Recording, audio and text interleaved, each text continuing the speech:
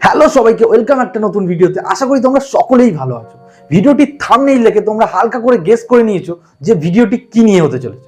হ্যাঁ, তোমরা ঠিকই গেস করেছো। ভিডিওটি হতে চলেছে বিশ্বের টপ 3 রিচেস্ট সিটি কারা এবং কিভাবে এই জায়গায় এসছে সেটা নিয়েই কথা বলবো।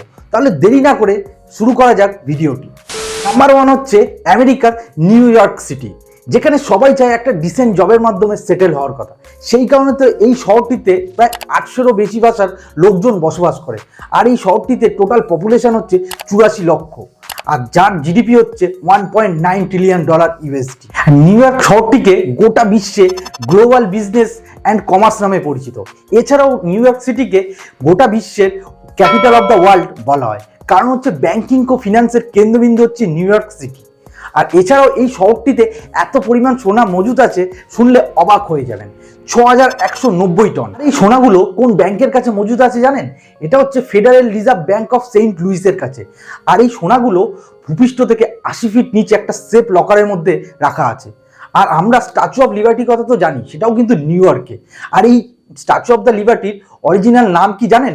Liberty enlighten the world.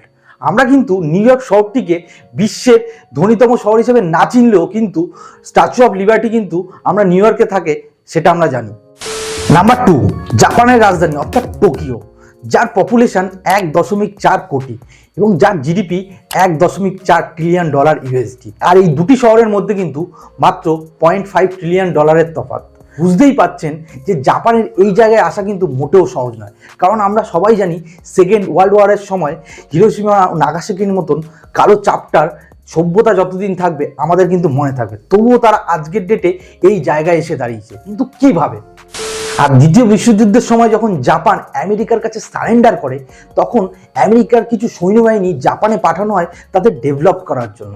আর সেখানেই তাদের একটা ওয়ান টাইপ অফ ফ্রেন্ডশিপ তৈরি হয়ে যায়। আর জাপানে প্রচুর স্কিলফুল লোক থাকার জন্য জাপানের সাথে আমেরিকার একটা এগ্রিমেন্ট সাইন হয়। আর এই চুক্তিটির নাম হচ্ছে supreme commander for the allied power, সংক্ষেপে একে স্ক্যাপ বলা হয়। আর এই ডিলে জাপানের যত গুরুত্বপূর্ণ ডিসিশন হবে তা এই স্ক্যাপের মাধ্যমে নেওয়া। তার ফলে জাপানকে বাইরের দেশ থেকে রক্ষা করার দায়িত্ব হচ্ছে আমেরিকার। ফলে জাপানের যে সামরিক বাহিনীর যে খরচপাতি তা কমে যায়। এই খরচপাতি তারা নিজের দেশকে ডেভেলপমেন্ট করার কাজে। আর এই ডেভেলপ করতে করতে যখন 1950 থেকে 53 সালে কোরিয়ানদের মধ্যে যুদ্ধ হয়, তখন কিন্তু জাপানের কপাল খুলে যায়। কারণ যুদ্ধ হলে সব থেকে বেশি দরকার কি পড়ে? অস্ত্র। আর অস্ত্র বিক্রিতে নাম্বার 1 কে? আমেরিকা। আর আমেরিকা এই কোরিয়ানদের যে অস্ত্র পাঠাবে তার ডিস্টেন্সটা অনেকটাই, তাই তারা জাপানের মাধ্যমে কোরিয়াতে অস্ত্র প্রোভাইড করে। এর ফলে জাপানও প্রচুর টাকা কামায়। জাপান কিন্তু সেই টাকা লকারের মধ্যে রাখে না, সেই টাকা তাদের ইন্ডাস্ট্রিয়াল ডেভেলপমেন্টের জন্য টেকনোলজি ইম্পোর্ট করে। আর যে কোনো জায়গায় ডেভেলপমেন্টের জন্য কিন্তু কমিউনিকেশন অফ ট্রান্সপোর্ট অসাধারণ থাকতে হবে। আর এদিকে কিন্তু টোকিও রেল ট্রান্সপোর্ট অসাধারণ, কারণ তাদের টোটাল পপুলেশনের 57% পিপল এই রেল ট্রান্সপোর্টকে ব্যবহার করে। আর টোকিও শহরটি ট্যুরিস্টদের অ্যাট্রাক্ট করার জন্য সম্পূর্ণ ট্যাক্স ফ্রি করে দেয়।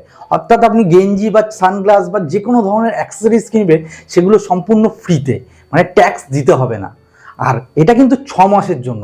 6 মাস অতিক্রম করে গেলেই কিন্তু আপনাকে ট্যাক্স প্রোভাইড করতে হবে। অর্থাৎ আমরা যেরকম ব্যবসা প্রমোটের জন্য আমরা বাই 1 গেট 1 ফ্রি দিই বা 10% 20% ডিসকাউন্ট দিই, ঠিক সেরকমই তাদের সরকার এইরকম স্ট্র্যাটেজি নিয়ে এসছে। আপনারা ভাবছেন তো চায়না এত শক্তিশালী এবং যাদের টার্গেট ফিউচারে গোটা বিশ্বকে ডমিনেট করবে, তাদের এমন কোনো শহর নেই টপ 3-তে? আছে তো।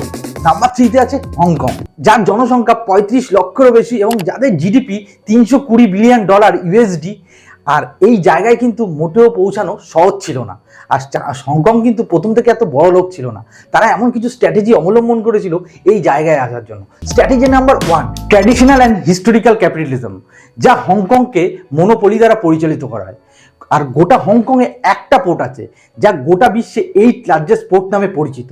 আর এই পোর্টটিকে 2টি কোম্পানি পরিচালিত করে, এক হচ্ছে হাচিনসন আর 2 হচ্ছে মডার্ন। পাবলিক বাসও 2টি কোম্পানি দ্বারা পরিচালিত হয়, এক হচ্ছে কেএমবি বাস আর 2 হচ্ছে ফার্স্ট বাস।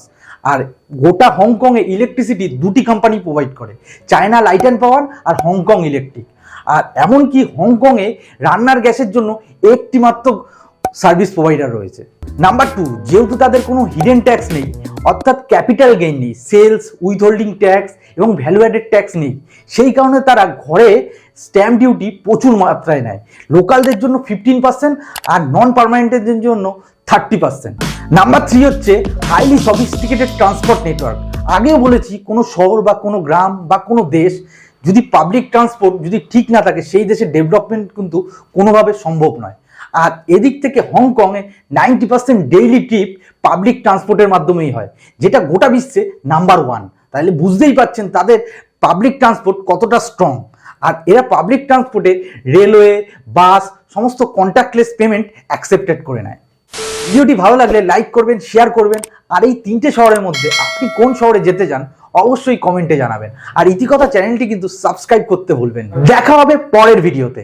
জয় হিন্দ।